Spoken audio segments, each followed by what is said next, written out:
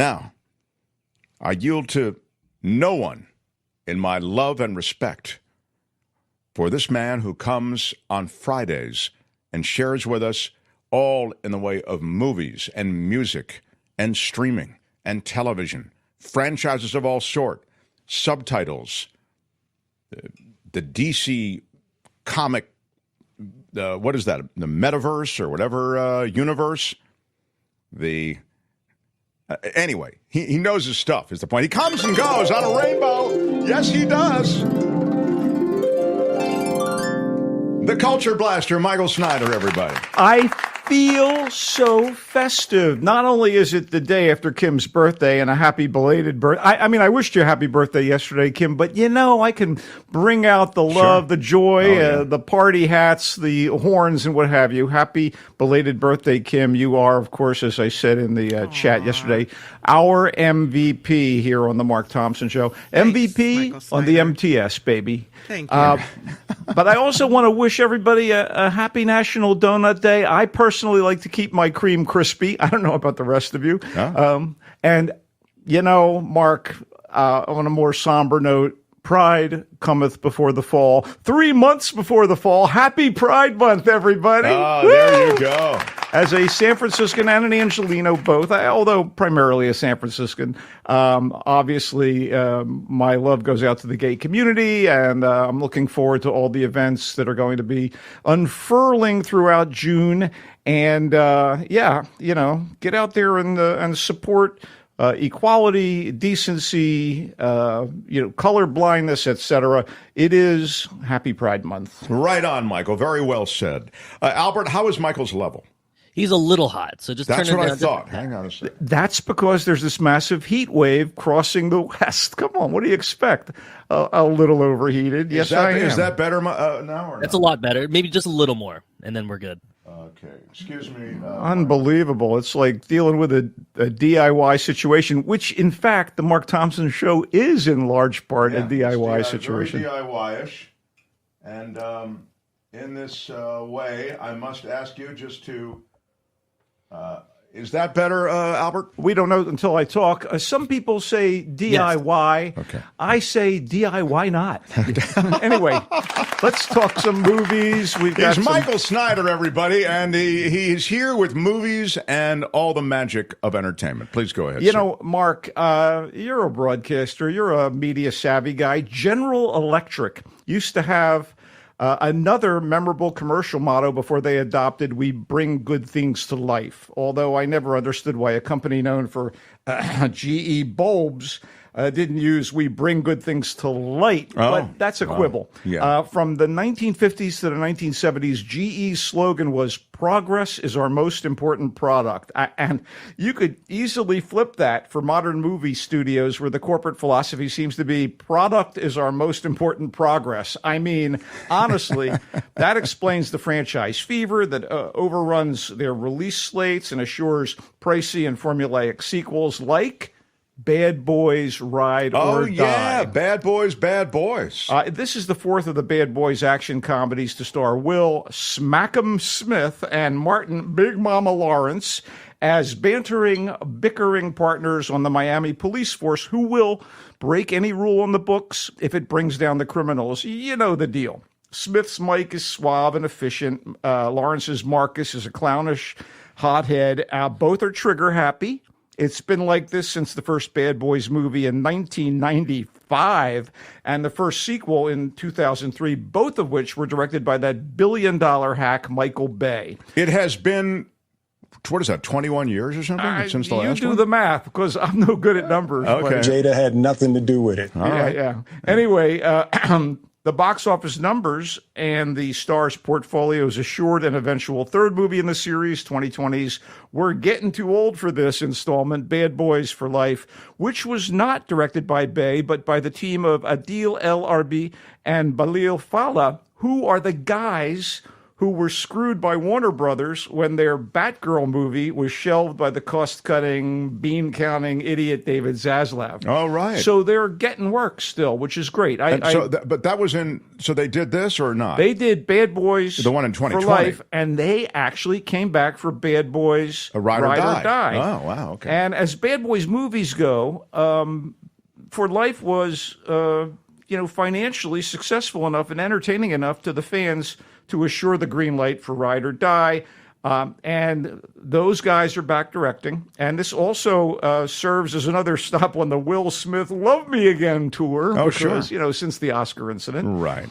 So Chris Bremner's screenplay is more of the usual, which means daring do and mugging from Smith and Lawrence, evil drug lords planning nefarious things. No. In this case, smearing the good name of the boys and their late captain, played even in death in this movie by the always welcome Joe Pantoliano. Wow. My behavior was unacceptable. Okay. The bullets are flying, explosions are destroying stuff, and there are quick, cheap deaths for a parade of thugs, not to mention a heel turn that I saw coming way down at the tip of the Florida Keys, baby. I mean, I was like... So there was not a twist that you weren't expecting. No, the guy that they cast, I won't, spoiler alert, I won't deliver any details on that. Right, but okay. Adil and Bilal keep all the plates spinning, but the whole thing is pretty rote by now. And the idea that Marcus believes he's invulnerable in this movie doesn't mind what was surely hoped to be comedy gold. In fact, for all the knee-jerk nature in a movie like this, the action sequences, especially one spotlighting the skills of Reggie, Marcus's frequently demeaned Marine son-in-law, are far more entertaining than the lowest common denominator jokes that pepper the movie. I mean, Tiffany Haddish is in this thing. And oh, wow, she's good. It's a throwaway, and it doesn't shine the best light on her as a performer. Oh, you think she just took it for the money, probably. Of course. And there's even, working with Will Smith and Martin Lawrence, sure, sounds like a dream. Right, of course. I want to apologize to Chris's mother. Okay, all right. There are hungry gators lurking in any body of water that the bad boys traverse. Oh, of course. He's got to fight the gators also down I there. want to apologize to this Chris's movie family. is essentially the embodiment of Florida Fabulous Friday. I mean, seriously. That's right. It takes place in Miami. Understanding the nuances and the complexities. The swamps. Okay, look, if the choice is ride or die, I choose life in a different movie. Personally, I'd rather watch one depicting the adventures of Reggie the Marine. I mean, that little sequence is gold. There's your gold. Bad Boys Ride or Die is in theaters. If you're a fan of the series, you will go. I'm sure you must enjoy it, and you probably will. But I'm sorry really isn't sufficient. Yeah. Yeah. Okay. I know I was joking on our Zoom meeting last Monday that I was afraid that when I went to this thing, the publicist would try to slap me because, it's a Will Smith. I get it. I want to apologize to Chris's mother. Okay. Yeah. Well, screw you, Will. Anyway, and he's a fellow Philadelphian. I was born in Philly, so I had a certain affection for the guy until he turned into, Well, he that's a problem. He's got to win people like you over, Michael. He's saying he's trying to move on with his career, which was a pumping career, probably the biggest star maybe in the world. One of the biggest. Great international appeal. He and Tom Cruise were going to have a cage match to decide who was the bigger Who was star. actually the bigger star. And now that's out the window. Yeah. All right, let's move on. Move on, please. Nepo baby alert. Okay, Ishana Night Shyamalan, daughter of filmmaker M. Night Shyamalan, a.k.a. Mr. Plot Twister, as in The Sixth Sense, Split, and many more movies, has released her first feature film as a director and screenwriter. Wow. Okay, it's called The Watchers, and it's not half bad. And her name is Shannon? Sorry? What is her name? Ishana. Ashana. Okay. Ishana Night Shyamalan. Okay. This is not half bad. And it's half good, which means there are some problems, but okay. Yeah. Go okay. ahead. So this adaptation of a horror mystery novel is properly atmospheric and features committed performances led by Dakota Fanning, who really is starting to show up in various projects again after a lot of time away from the screen. I mean, her younger sister, Elle Fanning, has been a lot more prominent over the past few years with such choice roles as, Russian Empress Catherine in the terrific period comedy series The Great, which I recommend. But on the basis of critical roles in The Equalizer 3 and the Netflix series Ripley, Dakota stars in The Watchers as Mina, an American woman working in Galway, Ireland, who agrees to drive quite a few miles through the lush Irish countryside to deliver a parrot to somebody. Really? Wow. That's her mission here. But when Mina reaches a particularly desolate forest, her car and various electronic devices give out, forcing her to seek help. And once in the forest, she's lost until an elderly woman finds her at sunset and brings her, ostensibly for her own safety, to a shelter housing 2 other people, and none of whom have been able to leave the forest since they entered it. Wow. Jada had nothing to do with it. Yeah, it turns out that this misbegotten quartet has to deal with a frightening horde of creatures, strange captors that keep the foursome trapped and observe them every night. Oh, my God. Yeah. The freaks come out at night, just like that hip-hop number by Houdini. I know, I'm getting a little old school here. The memorable horror movie, that we want is not really quite here. There are references to Irish folklore. They're kind of cool, and there are definitely elements of something better here, but the script is ultimately sort of shaky on mythology and mechanics. For every revelation that pays off, another one earns a WTF, It is a fabulous movie poster. Oh, yeah. It says Alan. That's exactly right. It's true. The patented Shyamalan twist at the end is neither here nor there. Fanning and the other actors are laudable, as are the design elements and the kind of moody, creepy vibe. Ashana must have been engaged on the set, paying attention when Daddy made his movies, because she seems to know what she's doing behind the camera. Yeah. Honestly, I'd like to see what she does with a better script. But again, she wrote the script, so maybe a collaboration next time out. But wow, there are things here that I thought, and then I went, Well, Chris wants to know what the butterfly symbolizes. I don't know if you can. He's saying, is it the Illuminati? Maybe Illuminati. No, and it's not really a butterfly. I don't want to spoil anything. Understanding For those the of nuances and complexities. There are nuances and complexities. People who want to see it, I don't want to screw that, but it's in theaters, and it seems like the kind of thing. Again, I can't give either of these first 2 films a big endorsement, but I will say that not both bad, of them, you're saying. Well, both of them might play for fans of the respective styles of films when they get to streaming. Okay, it's time to actually be positive. All right. Okay. Julia Louis-Dreyfus has proven her comedic skills, time and again, starting with her sketch work on Saturday Night Live. Sure. Blossoming with her contributions to one of TV's funniest ensembles on Seinfeld, and seriously peaking with her lead role on the consistently brilliant sitcom Veep, which you may remember delivered outrageous but incisive political satire that seems to have shockingly become our reality since the final episode aired. When you look at Veep now, you're going, I thought this was a joke. No, it's not a joke. I mean, think of the guy, how about Ronnie Jackson? Think about that guy for a second. Ronnie Jackson, he's a quack, son. I mean, I don't understand how that guy has any power whatsoever. Well, anyway. My behavior was unacceptable. Yeah. To say the least. With the dark and poignant fantasy Tuesday, that's the title. Can we go back to Bad Boys? Because apparently we have tons of drops that are related to... go ahead. Let's continue with this. Yes. So this is Tuesday is the name of the... Yes, it is. And right. Louis-Dreyfus delivers a dramatic turn that should be considered among her best performances. Wow. Michael likes Julie Louis-Dreyfus in this movie Tuesday. As a dramatic tell me actor. More. She plays a single mom named Zora, an American living in London with her British-raised teenage daughter, Tuesday, who is dying of a debilitating terminal illness. And Zora is so overwhelmed by the impending loss of her only child that she does everything she can do to detach herself from the situation, leaving Tuesday in the primary care of a nurse and only checking up on them in cursory fashion. Zora remains in denial until death itself visits Tuesday to attend to the girl's demise. And one of the most fascinating aspects of the movie is that death comes in the shape of a bizarre, size-changing, gravelly voice-talking bird who looks rather like a mutant parrot. Hey, parrot, call back to the watchers. Yeah. Woo! It's Parrot Day on the Mark Thompson Show. Anyway, when Zora finally encounters death in that form in Tuesday's room, the girl seems to have made her peace with the thing, but Zora is having none of it. Wow. Her grief at what her daughter is facing and her fear of being left alone overwhelm her, and her maternal instincts kick in, so she decides she's going to fight this winged thief of life on Tuesday's behalf.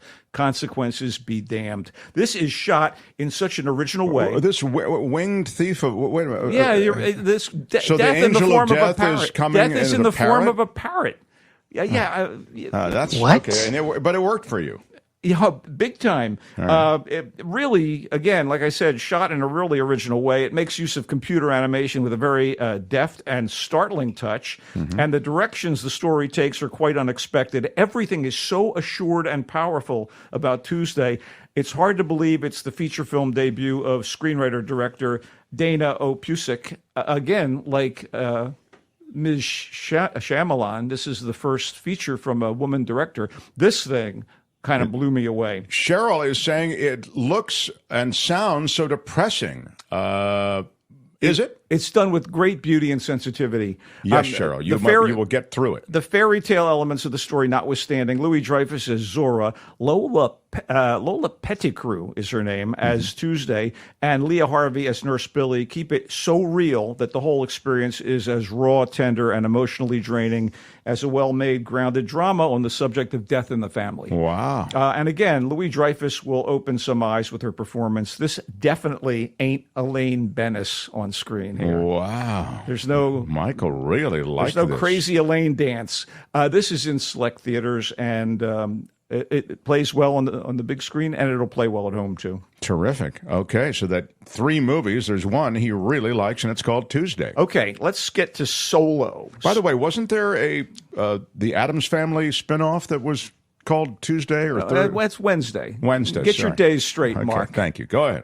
I know you're trying to help, but I am trying to help. I I really appreciate am. that. I am. It is Pride Month, so I would be remiss to not talk about something that's skewed to the LGBTQ plus community. Okay. Solo is a fictional narrative rather than a documentary, but much of this Canadian film serves as an inside look at Montreal's drag scene, including some excellent stage numbers by a troupe of super glam queens and legit-seeming dressing room interactions. Oh, the cattiness, the Oh, that's back and cool. forth. Yeah. They nail that, I think. It's also an astute anatomy of the passionate romance that ignites between 2 talented drag performers, the rising but vulnerable star Simon, played by Theodore Pellerin, and the brash newbie Olivier, played by Félix Mariteau, as well as a family drama involving Simon's clothing designer sister. She does all the costumes for the drag so troupe. it is a family drama then. I want to apologize to Chris's family. Yeah. His long absent mother is also involved. She's a world-class opera singer who's kind of neglected the kids. Wow. So she gets wrapped up in this. All of these aspects of Solo mesh together in fierce fashion, courtesy of the movie's screenwriter and director, another woman doing double duty. This is terrific. So- All these women. Sophie Dupuis. And the last 2 of them didn't have the leg up of being, a legacy kid like Shyamalan. Right. So the result here is a visually lavish celebration of drag, as well as an emotionally impactful portrait of love in its many variations. I mean, sexual, fraternal, familial. Is there a lot of sex in it, Michael? I don't do well with a lot of No, there's not a on-screen lot of sex in it. There are a couple of passionate scenes, one in particular, so you can turn away from the screen, Mark. No. Turn away from the screen. It's not me. It's my fragile audience. Cover I your don't want them eyes. to have to endure Hey, it. speaking of pride, by the way, Dupuis and her cast and crew should be proud of Solo, which is highly recommended viewing, particularly this month. Wow. It's in theaters or is it streamable? It's in theaters right now. Since it's set in Canada's Quebec province, It's mostly in French with English subtitles, but the language of drag needs no translation necessary. I mean, every track that's lip-synced in solo, of course, has English lyrics. So, just wait for a performance and you'll be back to not reading subtitles. It'll be great.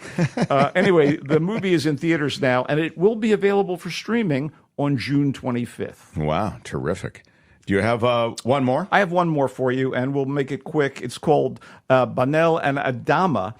Everything seems sweetness and light when we meet the title couple in Banel and Adama, which is written and directed by Ramada Toulesai. There are beautiful vistas here. There's an intimate romantic story. These guys, Banal and Adama, are a young wife and husband in love and a little out of step with the rest of the denizens who live in an arid, isolated Senegalese village. These are humble, traditional folk who survive by raising cattle. But the relationship between Banel and Adama is headed for trouble, as is the entire village, and it may be that the lovers' seemingly innocent choices are behind the problem. In fact, Muslim tradition, it is a Muslim community, including the position of women in the religion, and the tribal laws about the lineage of who is installed as chief are serious issues when it comes to what transpires in Banel and Adama. Adama is next in line to be chief and is being pressured by his mother and the village elders to take the position, but he only wants to be a devoted partner to Banel, who wants out of the societal and religious strictures that the community tries to impose on the couple. So ultimately, the movie, which is shot in very, very stark, sand-swept lands, seems like a fable. I mean, clearly, the village is teetering on the edge of survival, and is there something the couple can do to kind of countermand this? Katie Main as the yearning, dissatisfied Banel, and Mamadou Diallo as the caring, conflicted Adama are very visceral in their roles, despite this sort of fantastical aspect to the story. It is in a Senegalese dialect and a little French with English subtitles. It is in select theaters now and streaming on August 6th. Wow. You really have hit us with some offerings this week. I have indeed. I would ask you for maybe a mention of something that we can watch without actually leaving our homes. I am more than like happy. A TV type thing is what I'm thinking, a streamable thing. I feel like I could do that, Mark. And actually, I am enjoying The Acolyte on Disney. And I bring this up because it just debuted with 2 episodes this week on Disney+. And it is the latest Star Wars adjacent series. And there are so many... Acolyte, when a ding word actually makes the title of an offering, it's particularly impressive. So. There are so many youngins in the cast of The Acolyte. They might have called it Star Wars 90210 or, I don't know, Skywalker's Creek. I mean, it's set at the end of the High Republic era, which is 100 years before the events of the Skywalker stories. You don't need to tell me, yeah. I do. Anyway, it's way before that. And... it's all about a Jedi Master's investigation into a series of crimes. Someone is killing Jedis. Wow, that's good. And the Master Jedi who has to figure this out is played by Lee Jung-jae, the star of Squid Game. So this is, I think, his first major English language gig, and it's pretty high profile in a lot of ways. Who was the first Jedi to get offed? I can't be talking about that. I mean, no. Remember, this was there motive? Was there motive? Well, nobody likes her. Yeah, maybe that's it. No. They seem to think it could be this young woman, played by Amanda Stenberg, and actually she plays twin sisters, Osha and May. One is a former Jedi in training who left the Order, and the other is on a different road. The siblings were separated by a tragedy when they were young, and they have chosen these different paths. But Daphne Keane is here, who was in Logan. She plays a young Padawan in training. Manny Jacinto from The Good Place, great comic comic relief on that show, plays kind of a hustler and black marketeer. Charlie Barnett from Russian Doll plays a young Jedi who's just been elevated to the status of Jedi warrior. And you even get a little Carrie-Anne Moss. You loved her in The Matrix. She plays a Jedi herself. I actually thought it was promising, but again, people are whining online because they do. I don't know, are you an incel, buddy? What's the problem with people of color and women being the central figures in a Star Wars story? I mean, there really is that... go woke, go broke contingent out there whining about this show. Give it a chance. It's The Acolyte, it's called. Michael really likes it. It is the... I like it, tentatively. He likes it, not really likes Two it, episodes, but he likes it. I reserve further judgment. What about that show Eric that I see? Dude. I see that everywhere. Every time I turn on the TV, Eric, it says. It's Benedict Cumberbatch's period there it is, Eric. Mix of crime, family drama, and psychological fantasy. It's set in the 1980s, and in it, he plays a native New Yorker, a puppeteer who created a popular kids' TV show, and who has emotional issues and a drinking problem, and eroding ratings are imperiling his livelihood, and his relationship with his wife is shaky, to say the least. And as they engage in one of their shouting matches, their precocious, introverted son, 9 years old, goes missing as he heads out for school. And so there's a police detective on the case, and he's trying to find the boy. He has problems of his own, which I won't reveal here, other than to say a couple of big ones are certainly of their time. How many episodes are there? I believe there are 8 episodes. Wow. And Cumberbatch is great, and Gabby Hoffman plays his wife. And I'm totally interested and on board with this thing. It's called Eric. It's on Netflix. And those are my two. I love it. Eric and The Acolyte are your two offerings on TV. Yes. Then it's Benel and Adama. They're the young adults in their late teens in that remote village in northern Senegal. And the quiet, introverted one, is that Adama? Yeah. And then Benel is the rebellious, passionate one, right? Essentially, yeah, you can say that. Although they fall in love. They're in love. And they want to live separately from their families so they can live together, because they don't allow that in that particular setup. You are the king of synopses. Yes. So anyway, he likes it. Michael really likes Benel and Adama. It's modest and lovely. And no, a lot of people say that about me. Yeah, that's very nice. Solo is the inside look at the Montreal drag scene. Visually lavish depiction of the drag scene, complete with music and spectacular offerings of one sort or another. That the performances are thank you. Performances is the word I was looking for. They're top drawer. Yes. Tuesday is the Julie Louis-Dreyfus offering. Zora, she plays, living in London with her daughter Tuesday. The daughter has a terminal illness, and she can't deal with it.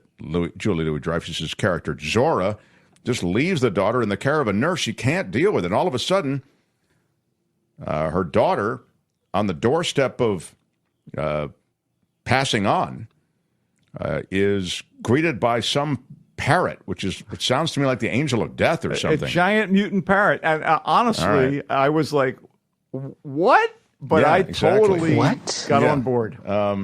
Anyway, Tuesday, he was like, it's really good.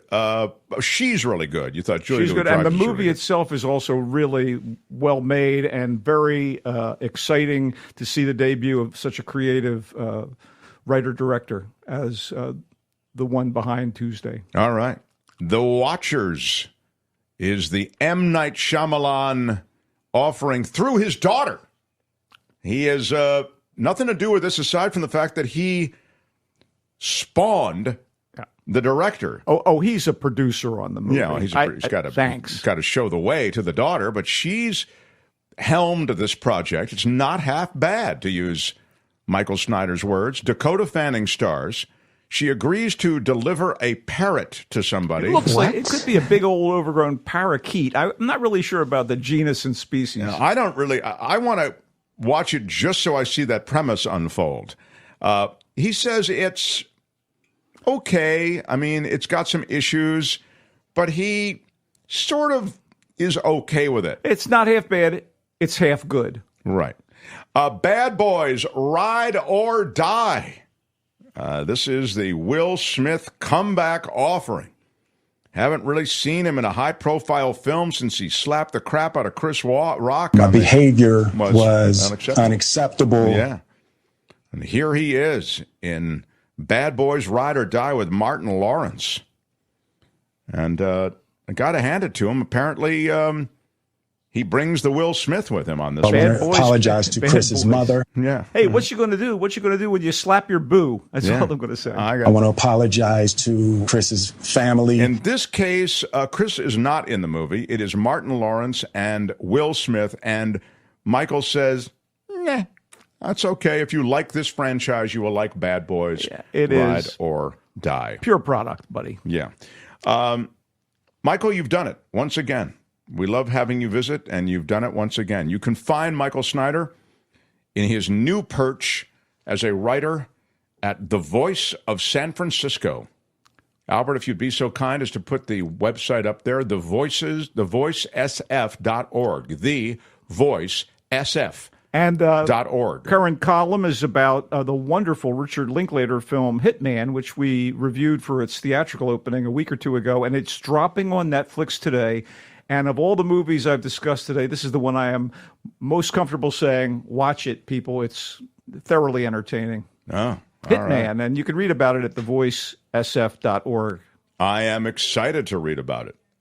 Please stay in touch this weekend, Michael. What is happening with San Francisco sports? Anything I need to know? Well, our boys, the San Francisco Giants, are in Texas facing off against one-time Giants, three-time world champion manager Bruce Bochy's Texas Rangers. So, beat Boch. I love the man. He never has to pay for a meal or a drink in San Francisco for the rest of his life, but I'd like to see him get swept by the Giants in Tejas this weekend. Right. I mean, that would be what the home team wants. So, I mean, in this case, the home team is Giants.